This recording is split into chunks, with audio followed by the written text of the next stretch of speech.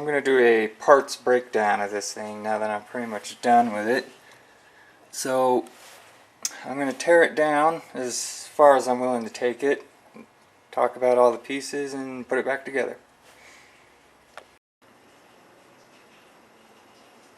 There it all is. I'll start from the beginning.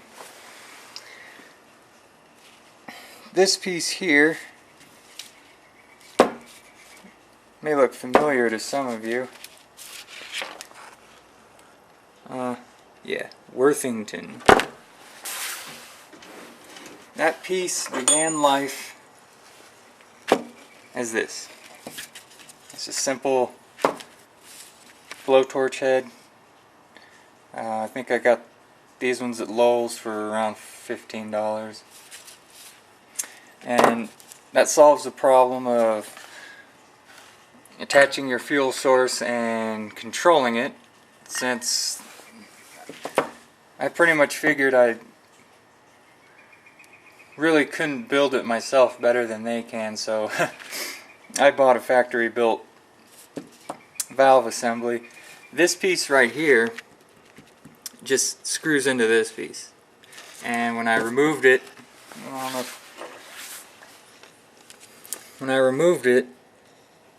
it just so happens to be a 1/8 pipe thread. And so that's really nice. I took a 1/8 NPT elbow, that's a straight elbow.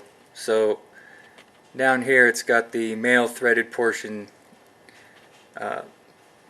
as a part of this, and then the other end is just a female hole. It's a 1/8 female thread that I can thread in a hose barb. So that's really all there is to that. Now on the other end of the hose, we come to what I kind of consider the heart of this thing. This is a 1/8 NPT elbow, and it looks kind of funny because it doesn't look like an L. That's because I cut one of them off. That's not necessary, I just did that to make the whole thing a little lower profile. And I did have to take a 1/8 NPT tap and tap these threads in deeper, so when I shorten this, this would still thread into it. Now this piece, this is just a 1/8 NPT plug, through which I have drilled a very tiny hole. I'll hold it up to the light, maybe you can see it a little better. And that's the orifice. This orifice is kind of ugly. This is the first one I ever made. And there's a number of reasons for its displeasing appearance up there. But so basically, you thread your orifice. I began this project referring to this as a metering jet, and I guess that's really not what it's doing, because you're metering the flow with this, and you're achieving a high velocity stream of gas with the orifice. I'm not gonna, so the threads, you can't thread these things all the way in because the thing's tapered. It gets wider as it goes down, so the deeper you thread this thing in, it starts getting tighter and tighter, and so that's as far as I'm going to thread that in, just with my fingers. And I still have a lot of threads sticking up above, and that's handy because I will use those threads to attach the next piece. And this piece is 1/8 NPT on this side and 3/8 NPT on this side. They call this a reducing coupler. Obviously it doesn't come with them big holes in it when you buy it, but I've kind of run into a problem now is this piece I really can't find anymore. I've gone to pretty much every Lowe's and Home Depot in town and they don't have these.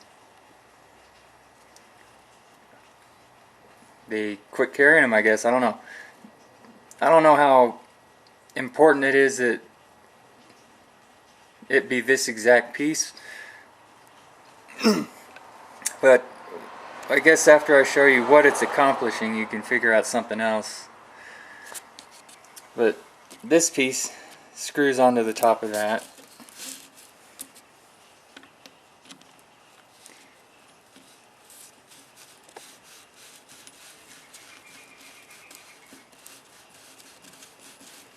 And it's gonna stop sooner or later. Yeah, good enough. So now you have this. Okay.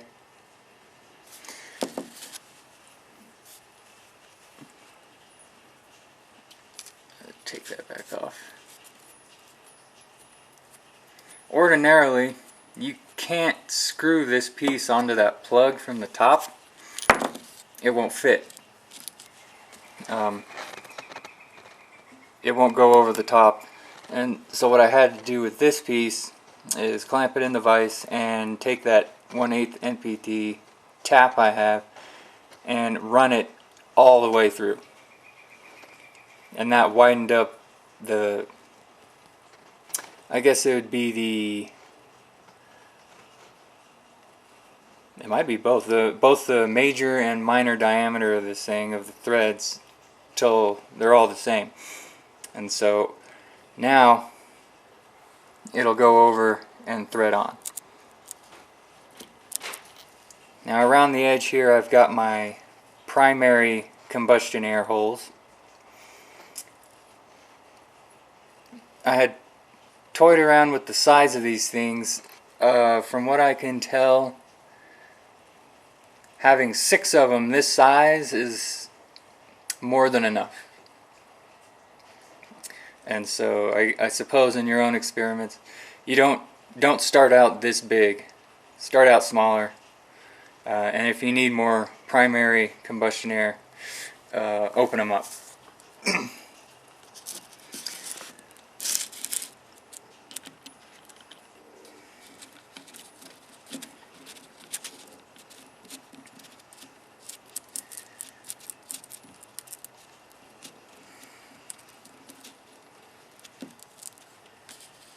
This is just a simple hose barb.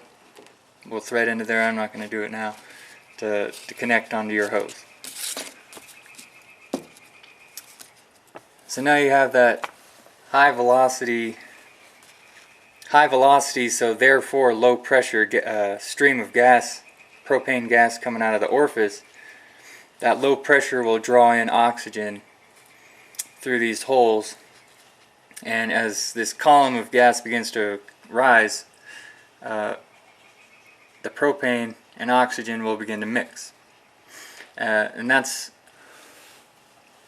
one aspect of this type of design that I had really never considered before. The distance that this column of mixing fuel and air has to travel is actually quite important. Early on I tried putting the burner head very down low, and it never worked properly. And that's because once you get your stream of fuel gas and air, they have to start mixing and you have to give it time. And so if you try to burn it too soon, it's not properly mixed.